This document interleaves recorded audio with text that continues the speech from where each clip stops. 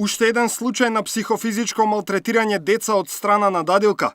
По преглед на видео записи од безбедносни камери во домот, 33 годишна мајка открила дека 55 годишната жена која ја ангажирала како дадилка, физички и психички ги малтретирала нејзините 3 годишни близнаци.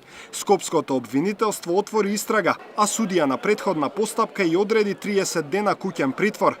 Сепак, обвинителството се уште истражува дали станува збор за лице кое било ангажирано преку агенција за посредување или не. Во временскиот период од 1 до 27 ноември осумничената ангажирана за негување и чување на 2 деца на возраст од 3 години, грубо ја запоставила својата должност за грижа и воспитување и ги малтретирала.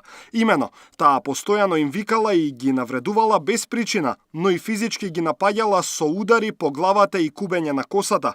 Мајката на децата во домот поставила безбедносни камери и при прегледот на видеозаписот го забележала малтретирањето и однесувањето кон децата, пошто поднела кривична пријава, велат од обвинителството. Лиценца за негувател може да се добие само со аплицирање до Министерството за труд и социјала и полагање електронски испит, но проблем е што лиценци се даваат на лица со завршено средно образование, без разлика на струката. Лиценца сепак е дозвола за работа, а самото образование се докажува со сертификат или со диплома за завршено образование. И од таму веруваме дека потекнува голем број на проблеми кои што се случуваат и немили инциденти кои што бигло тамеве во изминативе 10 дена со дадилките.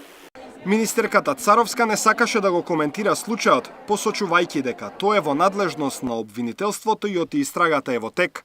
Физичко лице, како со секоја друга лиценца, кога ќе се стекне, само се стекнува со лиценца.